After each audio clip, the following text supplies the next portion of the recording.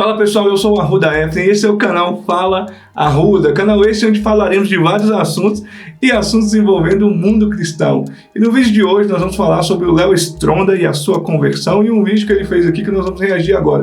Mas antes disso, rapidinho, se inscreve no canal, cara. Se inscreve no canal, porque quem não se inscrever vai ficar calvo, hein?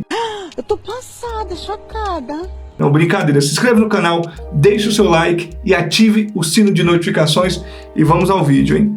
A gente começou a fazer show lá com meus 14, 15 anos, com 15 anos eu já fazia show no Brasil todo, com 16 meus pais tiveram que me emancipar para eu poder fazer show fora do Brasil de madrugada, com 17 eu já morava sozinho, com uma cobertura aqui na Barra Tijuca com piscina, jacuzzi, sauna, abri a minha primeira empresa e com 18 anos eu já era muito bem resolvido, vamos dizer assim, então com 18 para 19 anos assim, eu já tinha um patrimônio, já tinha uma grana maneira, já comecei a cuidar de verdade da minha família, tudo muito bom. Uma questão de vivência, né? E o tempo foi passando, a gente foi fazendo show pra caramba. Eu passei por umas crises existenciais com meus 25, 26 anos. E agora, próximo dos 30 também, eu passei por umas outras crises existenciais. Eu já vinha querendo mudar um pouco o segmento, nosso segmento, né, do Morning Stone. No entanto, que a gente fez o álbum acústico, Diana, que ficou muito maneiro, ficou mais essa onda, essa cara nova que eu acabei adquirindo com o tempo. Depois a gente fez o álbum 4 Estações, onde é bem mais maduro, fala sobre amor, sobre relacionamento. Mas ainda era o Léo antigo, ainda tinha o Léo antigo. Eu tive uma mudança muito drástica no meu... Ainda tinha o Léo antigo. Esse é o termo que ele fala. Apesar dele ter mudado o estilo das músicas e inclusive o estilo das letras, ele fala que ainda tinha muito do Léo antigo. Então quer dizer que esse Léo que está falando aqui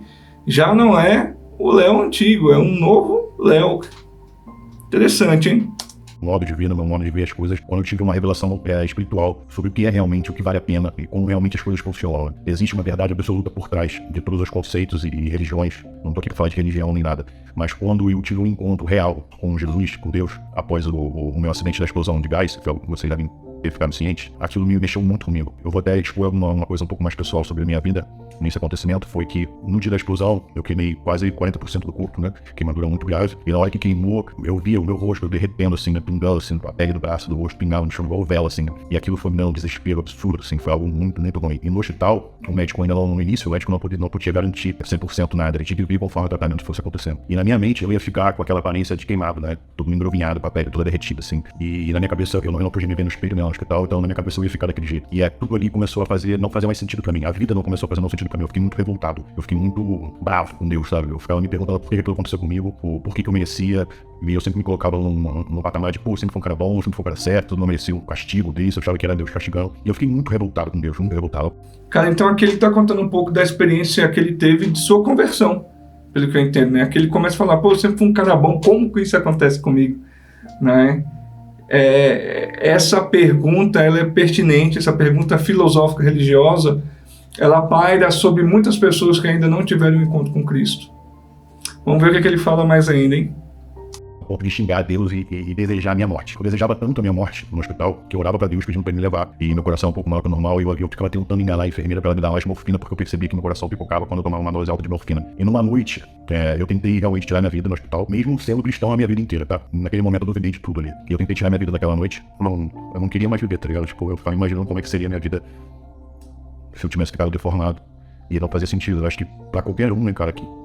Tem um ponto muito interessante aqui na fala do Léo, que ele fala o seguinte, mesmo sendo cristão a vida toda, muitas vezes, pessoal, nós temos o conhecimento da religião cristã, e dentro da religião cristã, sendo católico ou evangélico, né, dentro da religião cristã, nós não tivemos um encontro com Jesus.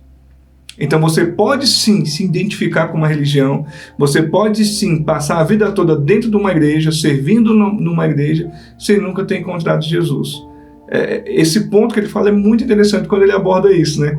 Dizendo, olha, eu fui cristão a minha vida inteira, mas será que teve um encontro com Jesus durante toda a sua vida?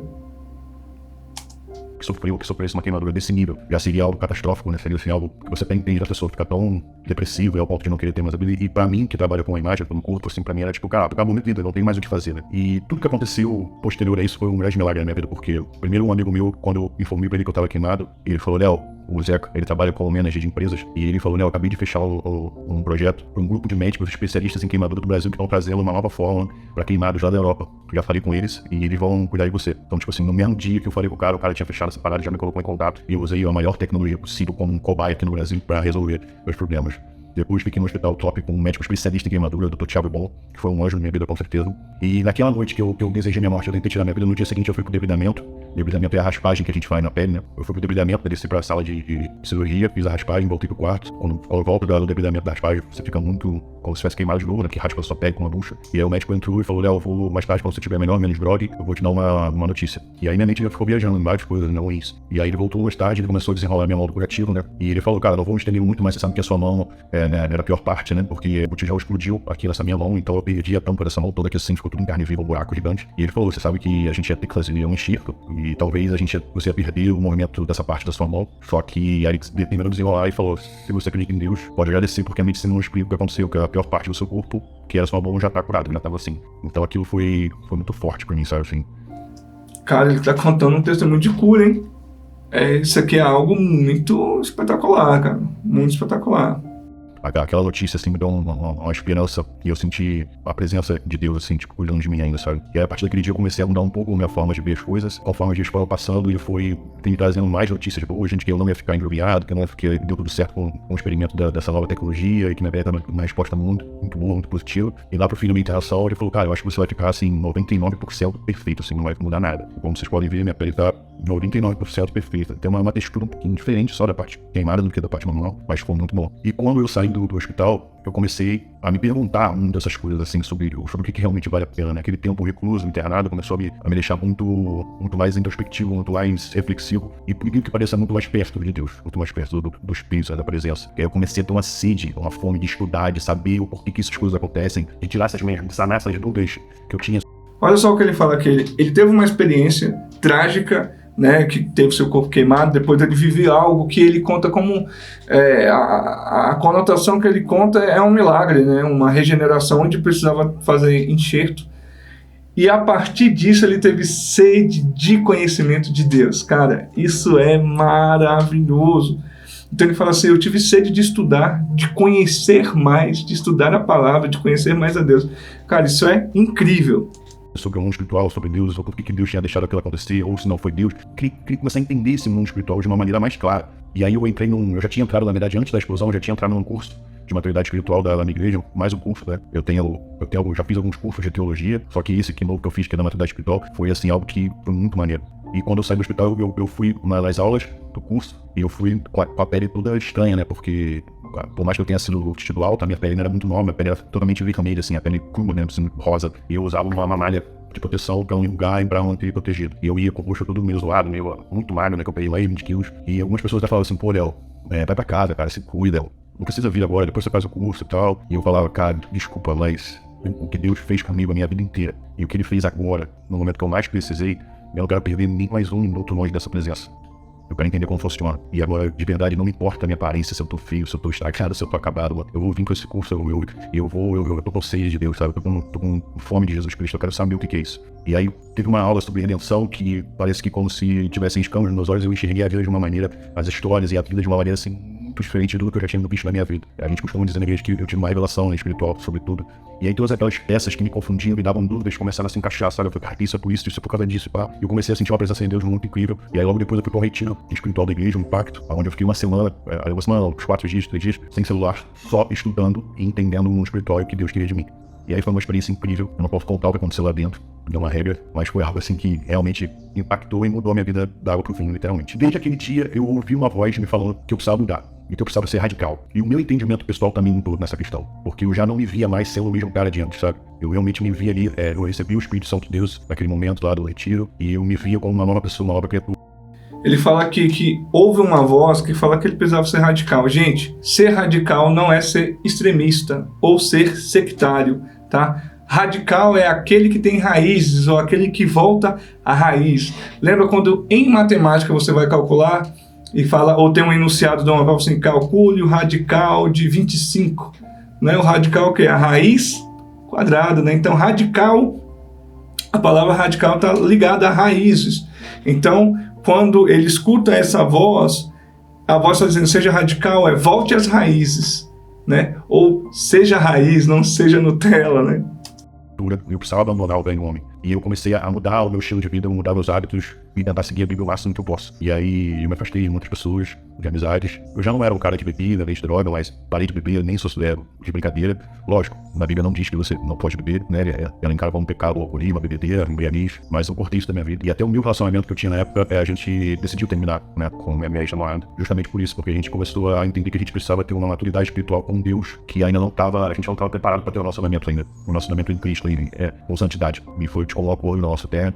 E a partir dali, eu decidi ter uma mudança radical na minha vida, onde eu queria mudar e seguir os passos e o propósito que Deus queria de mim. E eu comecei a ouvir isso, comecei a entender. A minha visão espiritual ganhou uma proporção absurda. Então, muita coisa já não fazia mais sentido, sabe? Não via mais graça em muita coisa. E uma vez, logo depois disso, eu sonhei e ouvi uma voz me pedindo para eu abandonar esse velho homem e que meu primeiro passo seria não fazer mais parte do Borja Strong. Porque, por mais que eu tentasse mudar o segmento do Borja Strong, ele sempre seria, a temática dele sempre seria ligado àquela velha criatura e aqueles menos hábitos. O vídeo que ele está fazendo aqui é dizendo que ele não mais faz parte do bonde da Stronda. Então ele estava rompendo com algo que ele criou, justamente porque a temática do grupo não é a temática da vida dele na atualidade, cara. Isso é um fruto de conversão. Nós não podemos julgar as pessoas, mas nós podemos ver os frutos. Então o Léo aqui nesse vídeo ele está fazendo um pronunciamento que está saindo, ou que saiu, se desligou do bonde da Stronda, que é o grupo de rap que ele criou, no qual ele fazia parte. Porém, esse grupo já não mais fazia parte da temática da sua nova vida, que é uma vida em Cristo Jesus. Então nós estamos vendo isso hoje, galera. Olha só, ele está anunciando que se converteu, que já há um tempo estava nesse processo de conversão, que já há um tempo estava tendo experiências com o Espírito de Deus, e agora ele simplesmente resolveu abrir mão de um projeto, de um produto que ele criou para seguir a Jesus. O que você acha? Ele se converteu de verdade? Vamos ver o susto desse cara, vamos orar por ele, vamos orar pelo Léo Stronda,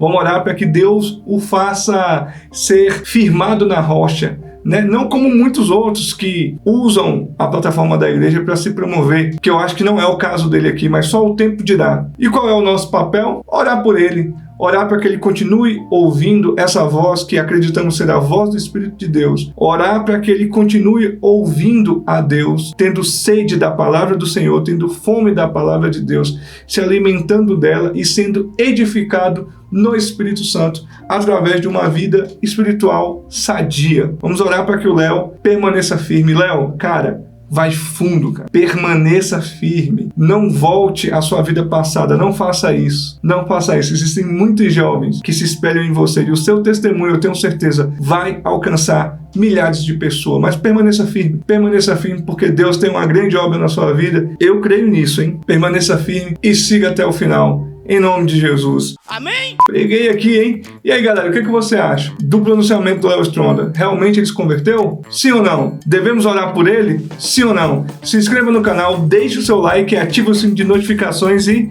até o próximo vídeo, hein?